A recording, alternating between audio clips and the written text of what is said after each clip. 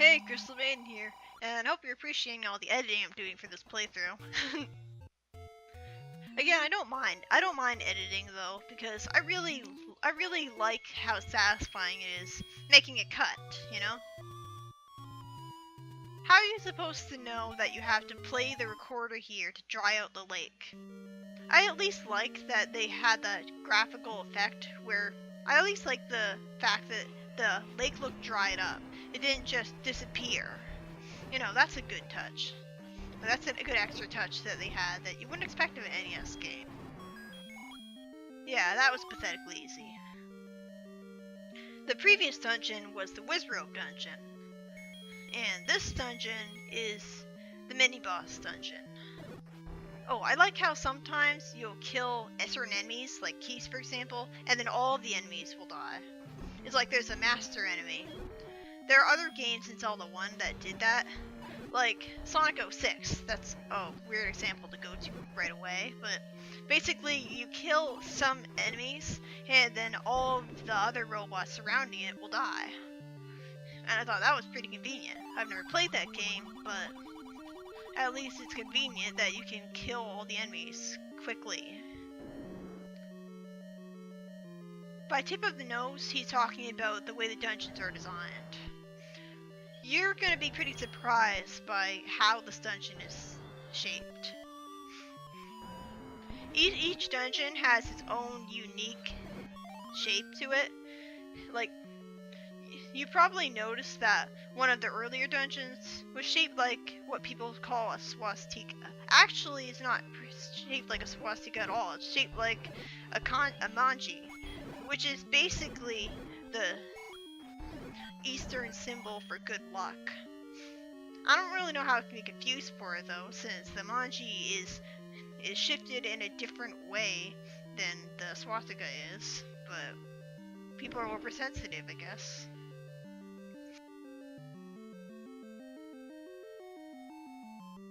These dungeons are pretty simple.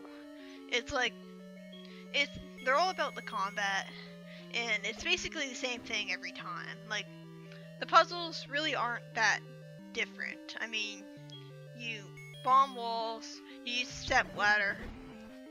It's nice that you automatically use the step ladder when you walk towards something that you need it. You don't have to get it out every single time and use it every time you need to use it. That would be extremely annoying. It would also make it a lot harder to use it by accident when you don't want to, but still. The Gorias throw boomerangs at you, and the Stalfos that I just fought.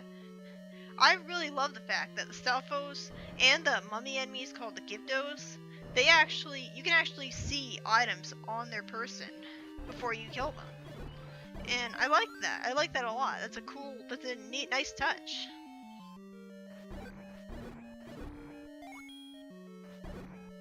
These statues that throw fireballs at you are kind of annoying. Like, it's kind of annoying that you have to be facing them. Well, I guess it makes sense that you have to be facing the fireballs to block them, but still. And the traps are pretty easy to dodge, and it's pretty satisfying to dodge them correctly. You feel pretty smart. Like, you just walk forwards, and then you immediately walk backwards, and then you walk forwards again when they're slowly going back to the original position, and you think, I'm smart that I tricked them. I hate these guys! Oh god, I hate these guys. I bet you'd like to have more bombs. Fuck you! Like really? Actually, he's not offering to sell you bombs. Which is good, because 100 rings would be a huge... Well, no. 100 rupees would be a huge ripoff, considering how cheap bombs are usually sold in Zelda games. No, instead, he's actually going to sell you a bomb upgrade, where you'll have a bomb egg that can carry 12 of them instead of just 8. But the thing is, by the time that you have that, you've already pretty much bombed everything that you needed to. I mean, you broke into every single, nearly every wall. I mean, it feels like it's too little too late, you know? And usually, usually when you need to have all of your bombs at once, it's when you're fighting 3 Dodongos, and you have to, well, you don't have to beat all of the Dodongos to gain access to him, but basically by the time that you get him, by the time that you get his upgrade, you pretty much pass the point where you're going to need that many bombs at once. So his upgrade feels too little too late. Like, I really would have wished that I had gotten that upgrade a lot earlier. Like, maybe the first time I had to face 3 of them at once. Like, I know it's an NES game, but 12 doesn't seem that satisfying to me. 12 is not a very large number. I don't know if it's really all that the NES was capable of, but I don't know. I mean, Pokemon was an 8-bit game too, and it let you carry way more than just 255 rupees. Because that's another thing, this game has a ridiculously tiny wallet limit in this game. You know? Like, that's my biggest problem with Zelda games as a whole. The wallets. Like, they have such a tiny, arbitrary limit to the amount of rupees you can carry. And I hate how money goes to waste because, oh, you picked up rupees, but they went to waste because you already have your wallet full. How are you supposed to know that this guy's stomach is grumbling, and he's not just saying the words grumble, grumble, or that the text isn't trying to represent that he's grumbling angrily? And more importantly, why doesn't Link just kill him? He kills all of the other monsters in the game. Why is he suddenly so nice to this one? Why is he giving this one bait? I mean, it just feels like an arbitrary way to force the bait to be mandatory. How are you supposed to know that you have to have bait by the time you get here? Although, I think I've only gotten to this point without the bait once. Like, I'm pretty sure I used a guide to beat this game the first couple times, but again, I was so young when I first started playing this game that I don't really remember my first experiences with this. Like, my earliest memories with this were sitting downstairs at the basement, and I was sitting in front of my old dinosaur of a computer. Not the one I have now, but the one that was much bigger. It was white and made this loud whirring sound, and I was using it looking at an FAQ so that I could figure out where all the secrets of the overworld were. And I don't remember using it. I don't remember using FAQs to find out where all the dungeons were, but I remember looking for all the secrets with the guide. And look, it's the red candle. And again, this feels too little too late, you know, because the blue candle, you can only use it for one screen at a time, which was stupid. You can only use it once per screen, and that destroyed its usefulness. But this thing, sure, you can use it as many times as you want, and you can even deal multiple hits out in a row to an enemy without them flinching, being knocked back, and thus missing the attack, and that's cool and all. But again, friendly fire. You can get hurt by the fire, even though it's friendly, apparently. But anyways, it's just... why? You have the bombs not hurt you, so why can't the fire not hurt you too? Ugh. It just... that's not technological limitations. That's just a really bad decision. And I love this game, but it has a lot of problems. I mean, I think that calling it one of the greatest games of all time is outright false, because it's all the Zelda games after it are better. But, well, not Zelda 2 or the CDI games, but you know what I mean. It's like, I think this game is simultaneously underrated and overrated at the same time, because it's revered as a classic, you know, and so many games followed in its footsteps, and it deserves to be praised for that. But at the same time, a lot of people go back to it and say that it's horrible, And I don't think that's fair. And I'm not just saying, oh, it was an old game and therefore all of its problems are fine. No, that's stupid. It just, I don't think it's just aging badly that has this game have problems. I think there are a lot of problems that it had that it could have not had. I hate how you have to free fight all these bosses. They're not really that big of a deal though. And I think it's cool how they have sand in some of the dungeons. Like, that's pretty cool. You wouldn't expect that of an NES game. Although with the way with the color the sand is, it kind of makes the keys blend into it, and I think that's really weird looking.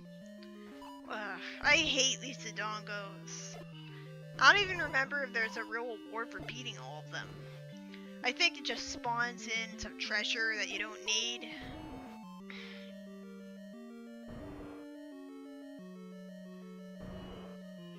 I didn't talk about the Wall Masters yet. Basically, they send you all the way to the entrance of the dungeon. Yeah, that's annoying, especially in the bigger dungeons.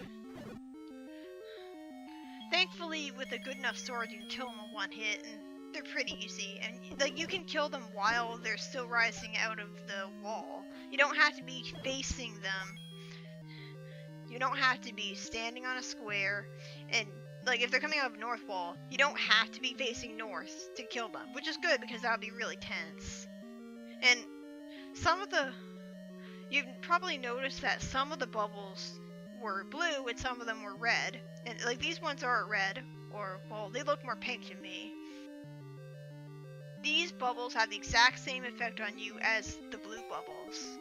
It's only in the second quest that the red bubbles start to have that really nasty effect on you, which is good. I think I heard that the second quest was the result of a glitch that happened after you beat the game, and they just expanded on that. The second quest has different dungeon design, and the dungeons are in completely different places that I don't have memorized. And I think the shops are in different places too. I'm not entirely sure about that though. I'm never gonna bother with beating the second quest because again, those red bubbles just kill it for me. Although I've always been curious about experiencing it. So yeah, you probably saw that there was a file called Lee that was at the start of the game. Like, that's not my file. Like, I have a completed save file of the second quest, but that's not mine. The reason I have it is because I got my Wii used. So, I don't know who I got it from, but he had a whole bunch of games on it already, and one of those was a completed second quest to Zelda 1. I'm not sure why he'd ever give his Wii away when he has something that valuable, but anyways. Yeah, I hate rooms like that because there's so many different blocks and you have no way of knowing which block you have to push and which way. And you can be spending a long time there. But, you know, that's also the good thing about Zelda 1, is its simplicity, you know? Like, if the most annoying puzzle in the game is something that simple, it's not really that big of a deal. The Gorias are another type of enemy that doesn't chase after you, it just runs at you in unpredictable directions. And Zelda 1 and Zelda 2 are the only games to have Gorias. Why did I fight the first boss again for the final boss of level 7? I mean, if I proved I could kill it the first time, I mean, you think that is unthinkable of most Zelda games, to have as the final boss of a boss that you already fought. It's like, if I proved that I could beat it the first time, I'm probably gonna beat it again.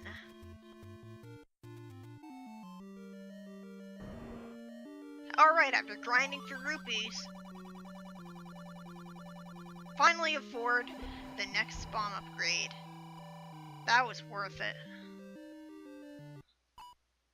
Yeah, I beat those dongles off screen, and it just gives you treasure. It just beating those dongles is not worth it. See ya for the next part.